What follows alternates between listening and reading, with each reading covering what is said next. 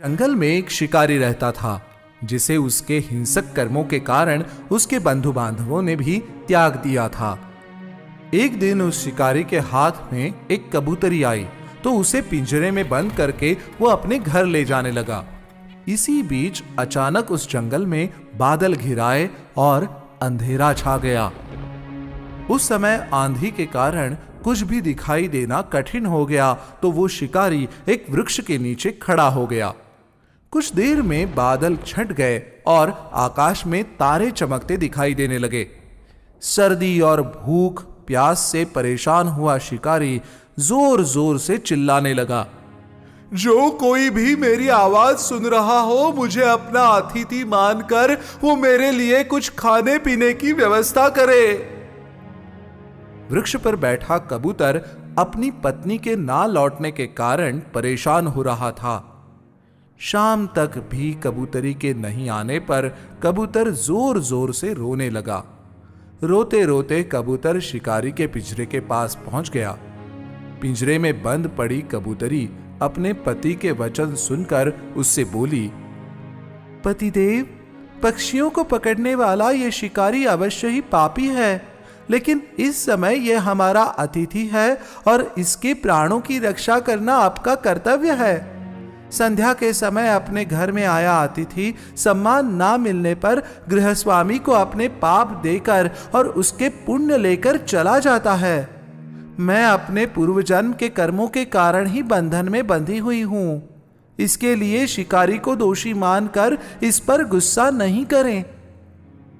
कबूतरी के समझाने पर कबूतर ने शिकारी के पास जाकर उससे उसकी आवश्यकता पूछी तो उसने सर्दी से बचने के लिए कुछ उपाय करने को कहा। कबूतर ने तुरंत ही कुछ सूखी लकड़ियां और सूखे पत्ते लाकर उन पर अग्निशिखा डाल दी, जिसकी गर्मी से शिकारी को बड़ा सुख मिला। लेकिन अब कबूतर सोचने लगा कि अब मैं इस शिकारी की भूख कैसे मिटाऊं। थोड़ी देर सोचने के बाद उस कबूतर ने शिकारी को खाना देने के लिए स्वयं को उस आग में झोंक दिया। कबूतर के ऐसे त्याग को देखकर शिकारी को अपने हिंसक कर्मों पर शर्म आने लगी और उसने कबूतरी का पिंजरा खोल दिया। कबूतरी अपने पति को मरा जानकर रोने लगी और वो भी उसी आग में कूद पड़ी। इतने में दिव्य वस्त्रों व अलंकारों से सुसज्जित विमान में सवार कबूतर अपनी पत्नी के पास पहुंचकर कहता है, ये तुमने बहुत अच्छा किया, और उसे अपने साथ विमान में बिठाकर दोनों स्वर्ग की ओर चले गए। इस सारे दृश्य को देखकर शिकारी को बहुत दुख हुआ और वो भी उस आग में कूद गया। उसे भी सद्गति प्राप्त हो गई और वो भी स्वर्ग में चला गया। सीख तो हमने कहानी में देखा कि कैसे कबूतरी शिकारी के जाल में फंस गई और उधर कबूतर अपनी पत्नी के बिछड़ जाने से शिकारी पर कितना क्रोधित था। पर जाल में फंसने के बाद भी कबूतरी शिकारी को अपना अतिथि समझती है और कबूतर से उसकी ठंड और भूख दूर करने के लिए कहती है।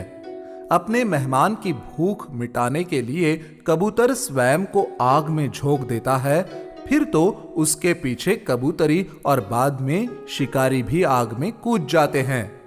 अपने मेहमान को भगवान समझकर किए गए कर्मों के फल से कबूतर कबूतरी को स्वर्ग की प्राप्ति होती है।